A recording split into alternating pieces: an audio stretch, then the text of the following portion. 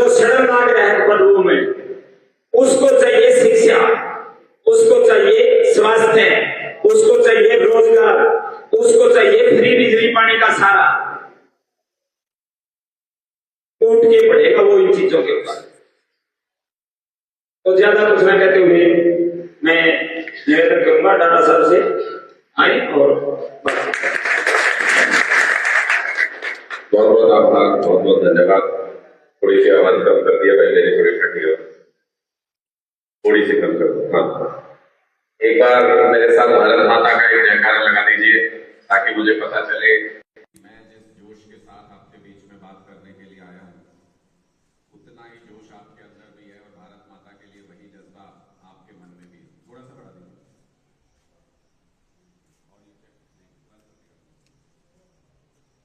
आप हाँ, अब ठीक है। एक बार जोरदार नारा मेरे साथ लगा दीजिए भारत माता का। भारत माता की, भारत माता की इंकलाब, इंकलाब। बहुत बढ़िया। इसका मतलब पूरा जोश है आपके अंदर भी, और यही जोश सरकारें बदलता है, यही जोश बदलाव लाता है, और बदलाव बहुत जरूरी है। जैसे आजादी से पहले भी कहते थे कि अंग्रेजों का सूरज नहीं डूबता था, मतलब उनकी हुकूमत इतनी बड़ी थी कि उनका सूरज नहीं डूबता था कभी। जब शहीद भगत सिंह जी ने लड़ाई शुरू की तो कहते थे एक लड़का क्या लड़ेगा इतनी बड़ी अंग्रेज हुकूमत के सामने। जब क्रांतिकारियों ने अपना आंदोलन, अपनी लड़ाई शुरू की तो कहते थे ये नए नए बच्चे क्या लड़ेंगे इतनी बड़ी सल्तनत के सामने। लेकिन उन्होंने अंग्रेजों की नाक में इतना दम किया, इतना दम किया कि धीरे धीरे अंग्रेजों को ये सोचना पड़ा कि यहाँ से छोड़ के भाग जाओ तो ज्यादा अच्छा है। इसलिए क्रांति जब भी पैदा होती है तो बुलंद आवाज से, युवाओं के हौसले से पैदा होती है। जितने युवा साथी यहाँ बैठे हैं याद सुनो, जिस दिन आप लोग चाहोगे उस दिन समाज बदलेगा, और जब तक नहीं चाहोगे तब तक मौज लो। चुनाव आएंगे, चुनाव जाएंगे, हर बार आप लोग इस बात के लिए लड़ते रहोगे नौकरी नहीं मिलती, नौकरी नहीं मिलती, नौकरी नहीं मिलती, बिजली नहीं आती, पानी नहीं है पीने का, स्कूल खराब हो गए, हमारे अस्पताल खराब हो गए, गली खराब है, सारे जोड़ भरे पड़े हैं, कोई पूछने वाला नहीं। पहले ये कहते थे कि कहीं कोई नाले के साथ में कोई घर हो किसी का, बहुत शड़ा आता है, इस सारे काम में नहीं आवे, इसी हालत हो गई। धीरे धीरे धीरे धीरे आप लोग सब बर्बादी की तरफ बढ़ रहे हो। हर दूसरी तीसरी मौत के पीछे, गांव में आप पता कर लेना, आप जाते उठते बैठते हो आपको पता होगा, हर दूसरी तीसरी मौत के पीछे कारण या तो सीधा हार्ट फेल या कैंसर या कोई बड़ी बीमारी। इसके दो ही कारण हो सकते हैं, या तो हमारा खान पान धीरे धीरे सब कुछ इतना बर्बाद हो चुका, हमारी व्यवस्था इतनी बर्बाद हो चुकी कि चीज हमारे हाथ में ही नहीं है, हाथ से निकल चुकी है, या दूसरा कारण हो सकता है कि मेडिकल सुविधाएं हमारे पास है ही नहीं। हमारा जानवरों से भी बुरा हाल है, जैसे जानवर के अगर कोई इंजरी हो जाए, कोई चोट लग जाए, कोई बीमारी हो जाए तो वो इलाज कराने अस्पताल में नहीं जा सकता। हमारा उनसे भी बुरा हाल है। क्यों? क्योंकि हम अस्पताल में तो जा सकते हैं लेकिन जिस भी अस्पताल में जाओगे उसमें टेस्ट नहीं मिलेंगे, उसमें दवाइयां नहीं मिलेंगी, उसमें डॉक्टर नहीं मिलेंगे, और हम भटकते रहेंगे एक जगह से दूसरी जगह। अपनी आंखों के सामने अपने लोगों को मरते हुए देखते हैं, दम तोड़ते हुए देखते हैं। ऐसी हालत में हम लोग पहुंचे, और इसके लिए कोई और जिम्मेदार नहीं है, इसके लिए जिम्मेदार हम खुद हैं। इसके लिए हमारी युवा पीढ़ी भी जिम्मेदार है। ये कहेंगे कि भाई हमें क्यों जिम्मेदार ठहरा रहे हो। जब काम की बात हो रही होती है तो आप एक दूसरे के कान में बात करते पाए जाते, एक दूसरे के कान में हम ये कह रहे होते हैं यार शाम में क्या करेगा, कल के जाएंगे, आके क्या करना अपन है, विदेश चलेगा कि चल अपनी जमीन बेचेगा। ये सब चर्चा हम कर रहे होते हैं। हम कभी भी लड़ने का विचार नहीं लाते अपने मन में कि चलो अपने समाज को, अपने आसपास की व्यवस्था को सुधारते हैं। एक चुनाव में भी अगर आप ये सोच लो ना, एक चुनाव में कि अपने लिए, अपने बच्चों के लिए, अपने परिवार के लिए वोट करेंगे, सिर्फ एक चुनाव में अगर आप ये सोच लो, आपकी तकदीर बदल सकती है, आपकी आने वाली पीढ़ियां सुधर सकती हैं, उनके लिए अच्छे गांव बन सकते हैं, उनके लिए अच्छे रहन सहन की व्यवस्था हो सकती है, अच्छे स्कूल, अस्पताल, बिजली पानी की व्यवस्था हो सकती है। ये दिल्ली में जो लोग रहते हैं हमसे अलग तो नहीं है, उनके भी 2 हाथ पैर, आंख नाक हमारी तरह ही है सारा कुछ। बस ये है कि अपनी तरफ शायद उधर शादी भी नहीं करते, कहते तेज है उधर के लोग, कहते हैं ना अपनी तरफ कि भाई दिल्ली की तरफ वाले तो तेज है बहुत, वो तेज थे। वो 8 साल पहले ऐसी सरकार बना गए जिन्होंने उनके यहाँ बिजली, पानी, स्कूल, अस्पताल सब कुछ सरकार की जिम्मेदारी, सब कुछ मुफ्त में उपलब्ध हो गया उनको। उनके जिसमें वो अपना पूरा घर बर्बाद करते, उनके वो खर्चे होते ही नहीं, तो वो अपने बच्चों के लिए कमाते, उनके ऊपर खर्च करते। वो तेज थे इसलिए ये कर रहे। फिर हमारा बड़ा भाई कहते हैं पंजाब को, पंजाब वाले भी समझ गए 2 साल पहले ये बात कि ये तो बहुत जरूरी है, इसी से बदलाव हो सकता है। उन्होंने भी इसको अपना लिया। अब हरियाणा की बारी है। ये अपने ऊपर है कि हम कितने समझदार हैं, हम कितनी जल्दी इस बदलाव को अपनाएंगे। लेकिन एक बात आज मेरे कान खोल के सुन लो, घर की सफाई अगर आपको करनी हो, अगर यकीन नहीं हो मेरी बात पे, कल सवेरे पहला तजुर्बा यही करके देखना। अगर घर की सफाई आपको करनी हो, एक कमल का फूल खरीद लाना बाजार से और फर्श पे फेरना शुरू हो जाना उसको। पूरे दिन भी लगे रहोगे तो भी घर साफ नहीं होगा। अगर घर की सफाई करने का दूसरा तजुर्बा करना हो तो घर के कोने से फर्श पे हाथ फेरना शुरू हो जाना। पूरा दिन भी लगे रहोगे तो घर साफ नहीं होगा हाथ फेरने से। किस चीज से घर साफ होता है? किस चीज से घर साफ होता है? झाड़ू से ही घर साफ होता है। आज हो या कल हो या 5 साल बाद या 10 साल बाद, झाड़ू से ही हरियाणा का भ्रष्टाचार साफ होगा। आज आप ये बात करें, इसके अलावा कोई रास्ता नहीं। अगर इसके अलावा कोई रास्ता होता तो अरविंद केजरीवाल कमिश्नर की नौकरी पे बैठे थे, लाखों रुपए कमा सकते थे, करोड़ों रुपए कमा सकते थे। वो वहां से नौकरी छोड़ के राजनीति में नहीं आते। उनके खानदान में कोई नहीं राजनीति में था। अगर इसके अलावा कोई भी रास्ता होता तो भगवंत मान आर्टिस्ट थे, अच्छा जमा जमाया काम धंधा था, उनको छोड़ के राजनीति में नहीं आना पड़ता। अगर इसके अलावा कोई भी रास्ता होता तो शायद मैं भी आज आपके बीच में नहीं होता। लाखों रुपए तनख्वाह थी, दिल्ली में बढ़िया मौज की नौकरी कर रहा था। मुझसे कोई पूछता था, मैं कहता था राजनीति में नहीं आना, मैं अपने काम धंधे में ठीक हूँ। लेकिन एक वक्त ऐसा आया जब हमको भी ये बात समझ में आई कि इसके अलावा कोई रास्ता नहीं है। ये लड़ाई जब तक लड़ोगे नहीं, तब तक आने वाली पुश्तों के लिए, आने वाली नस्लों के लिए कुछ नहीं कर पाओगे, तब तक सिर्फ बर्बाद। और क्या है ये लड़ाई? क्या लड़ाई है ये? कोई अरविंद केजरीवाल की जमीन बट रही है मोदी के साथ? कोई उसका अपना जायदाद का झगड़ा है क्या? कोई प्रॉपर्टी का, परिवार का झगड़ा है क्या? लड़ाई सिर्फ इस बात की है कि मोदी जी कहते हैं कि मंत्रियों को, मुख्यमंत्रियों को, नेताओं को, सांसदों को, विधायकों को बिजली, पानी, स्कूल, अस्पताल, हवाई जहाज की यात्रा, ट्रेन की यात्रा, ये सब कुछ मुफ्त में मिलना चाहिए। और अरविंद केजरीवाल जी कहते हैं कि जो इन मंत्रियों को बनाते हैं अपने वोट से, वो सबसे ताकतवर हैं जनतंत्र में, लोकतंत्र में। जनता को ये सारी सुविधाएं मुफ्त में मिलनी चाहिए। ये सारी लड़ाई है और ये आर पार की लड़ाई है।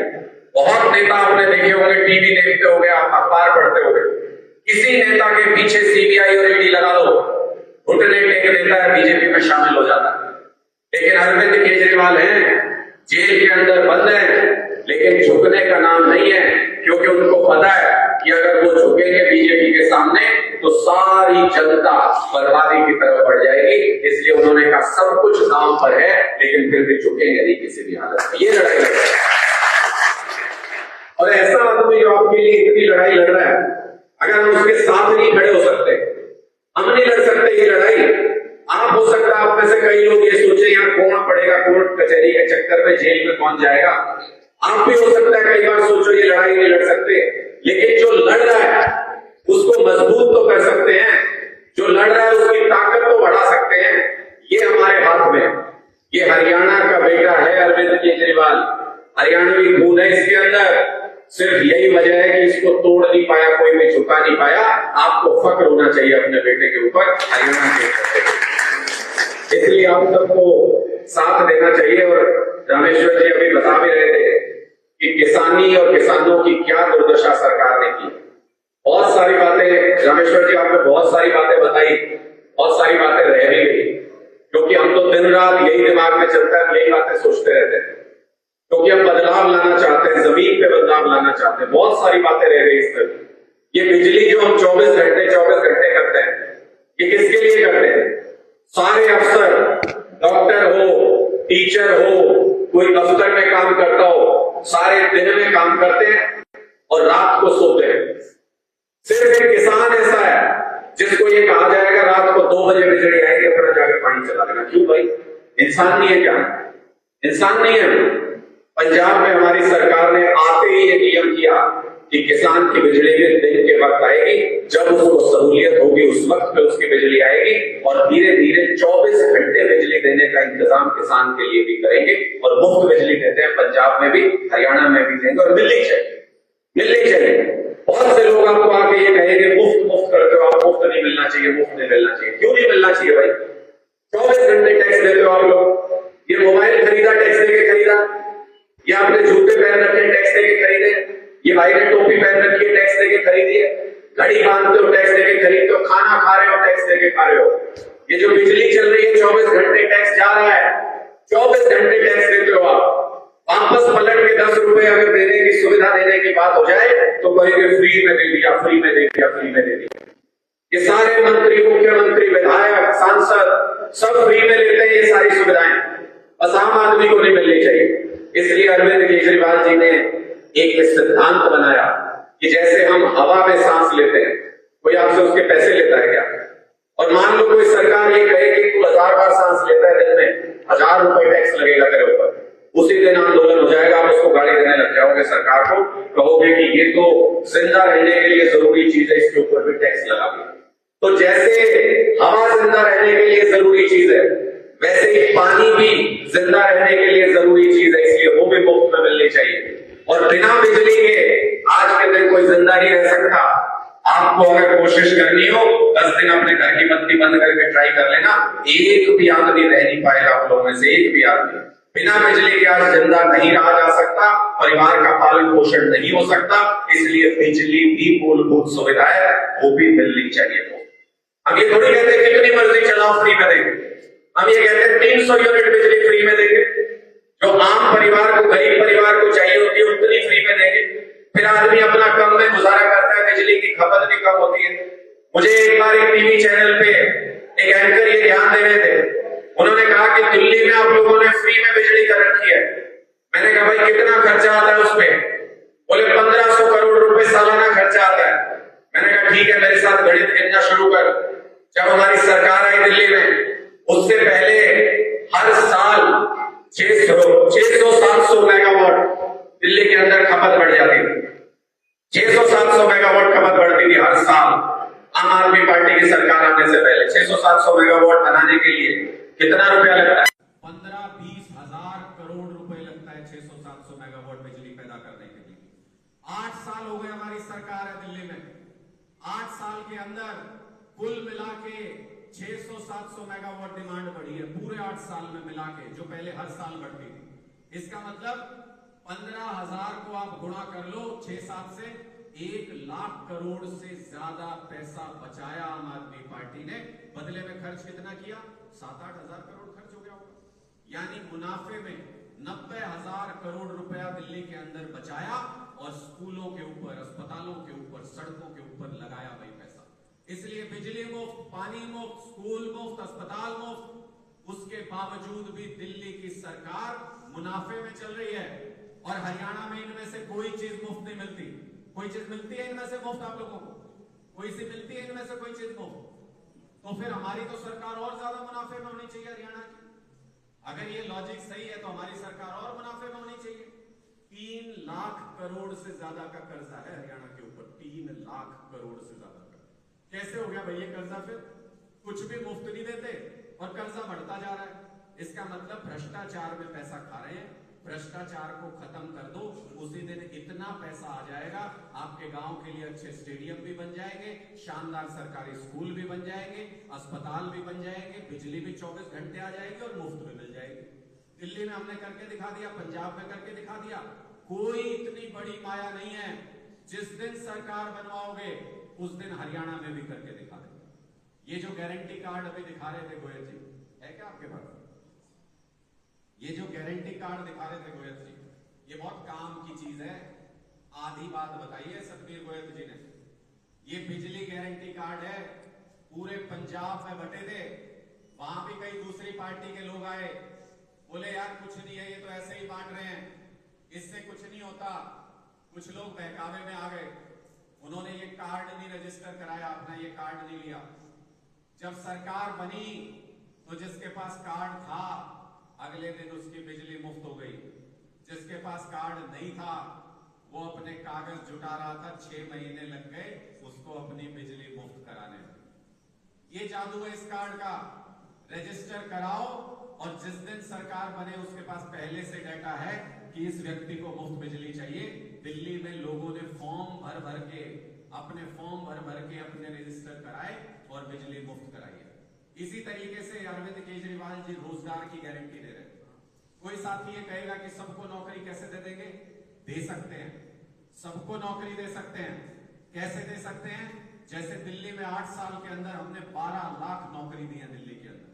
पंजाब में अभी 2 साल हो गए सरकार है हमारी, पंजाब के अंदर 45,000 सरकारी नौकरी देके बैठे हैं भगवंत मान, और 3.5 लाख प्राइवेट रोजगार का इंतजाम किया। अपने ऊपर दबाव रहे, सरकार के ऊपर दबाव रहे, इसलिए हमारी गारंटी में शामिल है कि हर एक युवा को रोजगार देंगे, और जब तक नहीं दे पाएंगे रोजगार तब तक 3,000 रुपए महीना हर युवा को रोजगार भत्ता देंगे। ये हमारी गारंटी में शामिल है, ताकि हमारे ऊपर भी दबाव रहे। हमारे ऊपर भी तो दबाव रहना चाहिए कि काम करना है, पैसा जा रहा है हर महीने, हमारे ऊपर भी दबाव रहना चाहिए। इसलिए आप लोगों के पास एक ये मौका है कि आप सारा सिस्टम बदल सकते हो। एक ये मौका है कि आप एक बहुत बड़ा बदलाव ला सकते हो। कुछ और होगा कि नहीं होगा मुझे नहीं पता, लेकिन कल को जब आपके बच्चे पूछेंगे कि जब पूरा हिंदुस्तान बदल रहा था तो आप उसमें कहां थे, तो आप कम से कम फक्र से सीना चौड़ा करके ये कह पाओगे कि मैं उस बदलाव का हिस्सा था। आपके बच्चों को फक्र होगा आपके ऊपर, आपके बच्चों को गौरव होगा आपके ऊपर। और अगर कहीं चूक गए तो फिर आप पूरे देश में आंदोलन हो रहा है, पूरे देश में बदलाव हो रहा है। ये तो जिस विचार का वक्त आ जाता है, जब सूरज उगने से कोई नहीं रोक सकता, जब ठंड और गर्मी आने से कोई नहीं रोक सकता, उसी तरह से जिस विचार का वक्त आ जाता है उसको भी कोई रोक नहीं सकता। आज नहीं तो कल अरविंद केजरीवाल को इस देश का प्रधानमंत्री बनना है और आम आदमी पार्टी का शासन पूरे देश के अंदर आना है। अगर आप चूक गए तो आपको अपने बच्चों को जवाब देना पड़ेगा कि पूरा हिंदुस्तान जब बदल रहा था उस वक्त आप क्या कर रहे थे। आपके बीच में सवाल छोड़ के जाता हूँ, आप निर्णय खुद कीजिएगा। आप सबने बहुत ध्यान से मेरी बात सुनी, इसके लिए आप सबका बहुत बहुत आभार। बहुत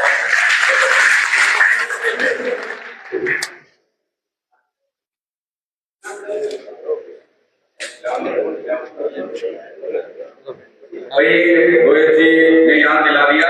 ये कह रहे हैं कि 5 गारंटी जो अरविंद केजरीवाल जी ने दी है वो मैं आपके बीच में जरूर बता दूं। बहुत सारे पार्टी आएंगी, बड़े बड़े मैनिफेस्टो लेके किताब छाप देते हैं मोटी मोटी, ये करेंगे ये करेंगे ये करेंगे, करते नहीं, उसमें तो बुरा भी। लेकिन अरविंद केजरीवाल जी ने कहा अगर हरियाणा को बदलना है तो 5 चीज तो करनी पड़ेगी, 5 तो चीज करनी पड़ेगी। वो 5 गारंटी क्या है? आम आदमी पार्टी की सरकार आते ही 24 घंटे बिजली भी देंगे और मुफ्त बिजली भी देंगे, पहली गारंटी है। दूसरी गारंटी है अरविंद केजरीवाल की, सारे सरकारी स्कूलों को शानदार बना देंगे, प्राइवेट स्कूलों से भी अच्छा। सारे टीचर होंगे, अच्छे ग्राउंड होंगे, हमारे बच्चे अफसरों के बच्चों की तरह पढ़ेंगे। ये दूसरी गारंटी है अरविंद केजरीवाल। तीसरी गारंटी अरविंद केजरीवाल की, कभी हारी बीमारी कोई घर में आ जाए आपको नहीं चिंता करने की जरूरत। 10 रुपए की दवाई हो, 10 लाख का इलाज हो कि 1 करोड़ का ऑपरेशन, सरकार कराएगी, सरकार की जिम्मेदारी है। ये तीसरी गारंटी अरविंद केजरीवाल की। और चौथी गारंटी, हमारी माताएं बहनें यहाँ पर मौजूद है, चौथी गारंटी ये दी है अरविंद केजरीवाल जी ने कि 1,000 रुपए हर महिला को जो 18 साल से ऊपर उम्र है, मान लो घर में माँ है, बेटी है, बहू है, तो 3 महिलाएं हो गई घर में, तो हर महिला को 1,000 रुपए महीना सम्मान राशि आम आदमी पार्टी की सरकार हर महीने देगी। और 5वीं गारंटी 100% रोजगार सुनिश्चित करेंगे, एक भी युवा बेरोजगार नहीं भटकेगा। मैं कई बार कहता हूं साथियों को कि आम आदमी पार्टी का झंडा उठा लो, जिस भी हाथ में आम आदमी पार्टी का झंडा है, ये मेरा वादा है, जान जा सकती है लेकिन वचन नहीं जाएगा। जो हाथ आज आम आदमी पार्टी का झंडा उठा रहे हैं, कल उनके हाथों में नौकरी के सर्टिफिकेट होंगे, नौकरी के। बहुत बहुत आभार, बहुत बहुत धन्यवाद आपका। ये तारीख में